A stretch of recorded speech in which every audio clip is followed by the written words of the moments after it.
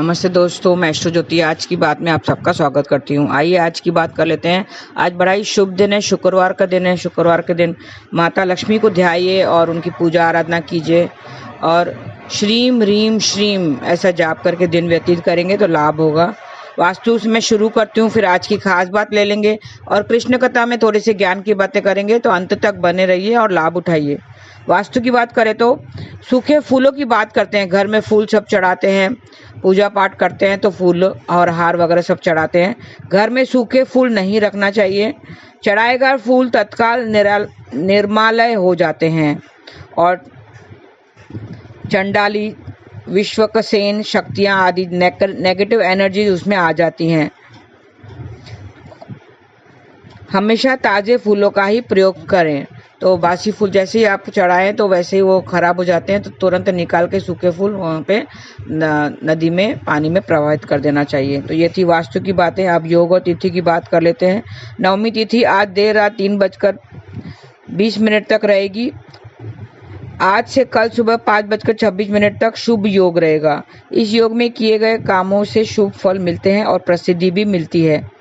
आज सुबह 7:40 तक पुष्य नक्षत्र था, फिर अश्लेषा नक्षत्र लग गया है।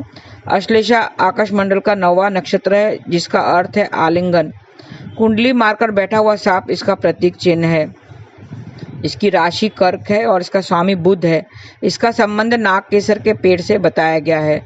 तो नाग केसर के पेड़ की आज पूजा करनी है और उसे किसी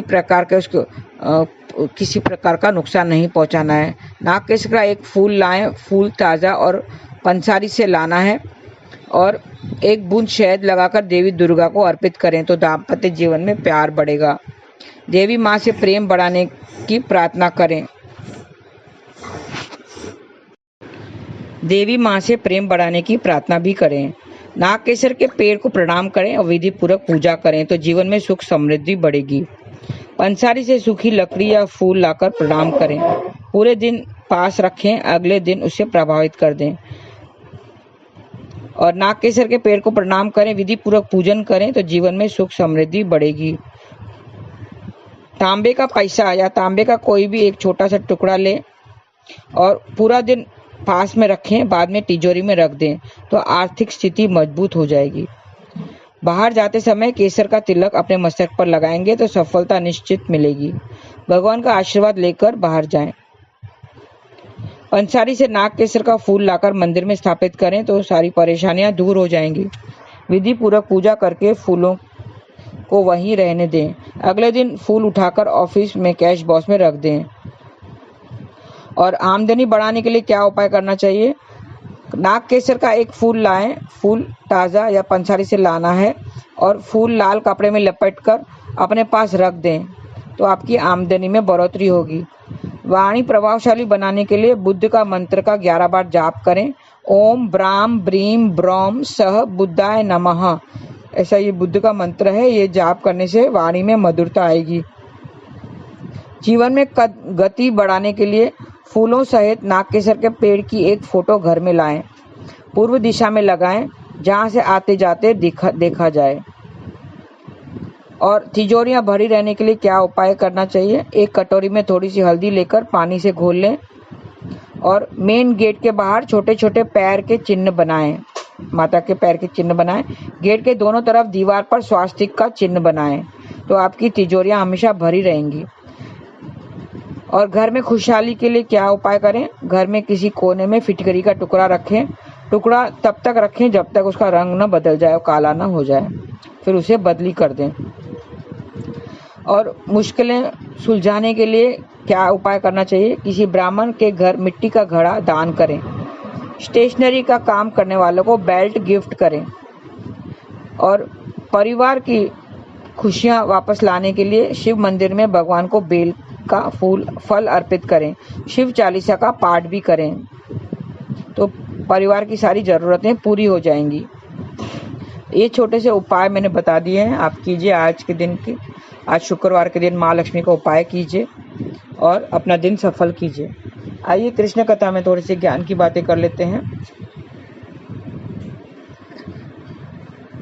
इस संसार में सुख दुख लगा ही रहता है। सब बोलेंगे मैं दुखी हूँ, कोई बोलता है मैं ज़्यादा दुखी हूँ। तो किसका दुख कितना है वो हम किसी का माप नहीं सकते हैं। हर एक को अपना अपने अपने कर्मों के अनुसार दुख मिलता है। लेकिन संसार में एक बड़ी खूबी है, रिश्तों की अहमियत रखना चाहिए। पहले रिश्तों की बहुत अहमियत रखते थे, जिनको देखकर हमारी आंखें बरसती नहीं है, हम एक बार देखने के लिए हम तरस जाते थे, वो आज रहे नहीं हैं। फिर उनको याद करके फिर आंखें भी तरसती हैं और बरसती भी हैं। लोगों के लिए जो अब रहे नहीं हमारे साथ, वो उनके लिए हमें हमारी आंखें तरसती भी हैं और फिर बरसती भी हैं। फिर कुछ हो नहीं सकता, हम कुछ कर नहीं सकते हैं। लोग पैदा तो होते ही रहते हैं, खुशी तो आती ही रहती है, लेकिन जो चले गए हैं उनका जो जगह है, उनकी कमी तो रहती ही है। उनकी कमी कोई पूरी नहीं कर सकता है। जिंदगी में उनका स्थान तो वहीं खाली रह जाता है, उनकी कोई कमी पूरी नहीं कर सकता है। जिंदगी के सफर में गुजर जाते हैं जो मकाम, वो फिर नहीं आते। एक बार जो चले गए हैं वो फिर हमारे पास नहीं आते हैं। इसके लिए कहते हैं कि जो आप अपनी जिंदगी में जो है, आपकी जिंदगी में जो कुछ है उसका वैल्यू करें।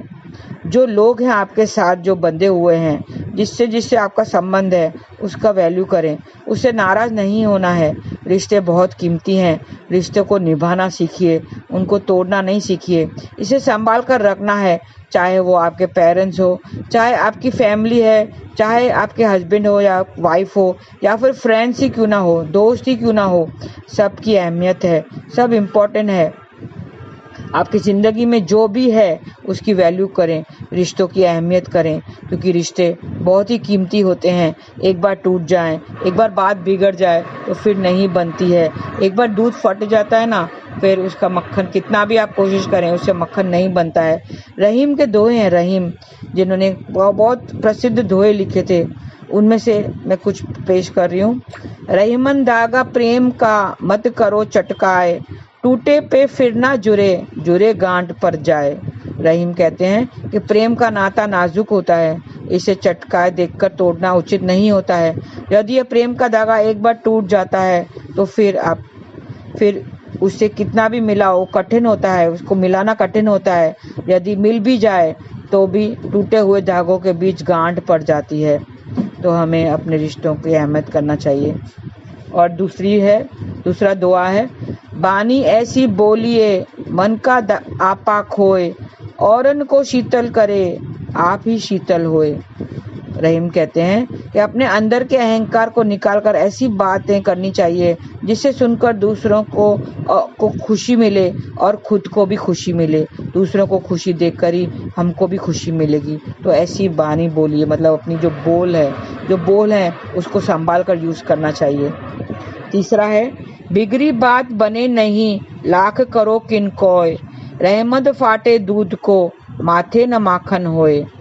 कहते हैं कि मनुष्य को सोच समझकर व्यवहार करना चाहिए, बातें करना चाहिए, क्योंकि किसी कारणवश यदि बात बिगड़ जाती है तो फिर उसे बनाना कठिन होता है। जैसे यदि एक बार दूध फट गया तो लाख कोशिश करने के बाद भी उसे मथने के बाद भी मक्खन नहीं निकल आ जाता। तो उसी तरह अपना जो व्यवहार है सबसे अच्छा रखना चाहिए, और जो बातें हैं वो सोच समझकर बोलनी चाहिए, क्योंकि एक बार बात बिगड़ गई तो फिर नहीं बनती है। और रिश्ते बहुत कीमती हैं, रिश्तों की अहमियत कीजिए, उसको वैल्यू कीजिए, क्योंकि रिश्ते एक बार टूट गए फिर नहीं जुड़ते हैं। तो एक बार लोग चले गए फिर उनकी अहमियत, उनकी कदर होती है, क्योंकि लोग जब पास होते हैं ना उनकी कदर नहीं होती है, लेकिन जब चले जाते हैं तो फिर दुख होता है कि हमने ऐसा क्यों नहीं किया, हमने उसकी सेवा क्यों नहीं की।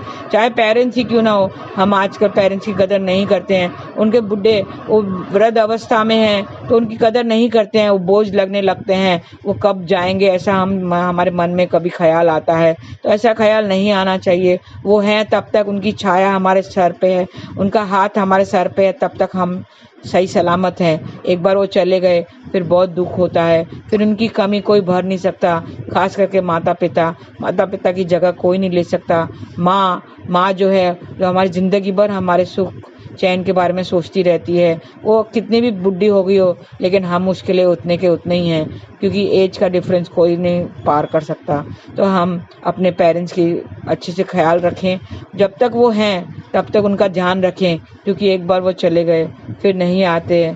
जो एक बार जो गुजर जाता है, ज़िंदगी के सफ़र में गुजर जाते हैं जो मकाम, वो फिर नहीं आते, वो फिर नहीं आते हैं। बस आप नाम जाप करते रहिए, हरे कृष्णा कृष्ण कृष्ण हरे हरे, हरे राम राम राम हरे हरे। आज के लिए बस इतना ही। धन्यवाद। आपका दिन शुभ रहे। हरे कृष्ण।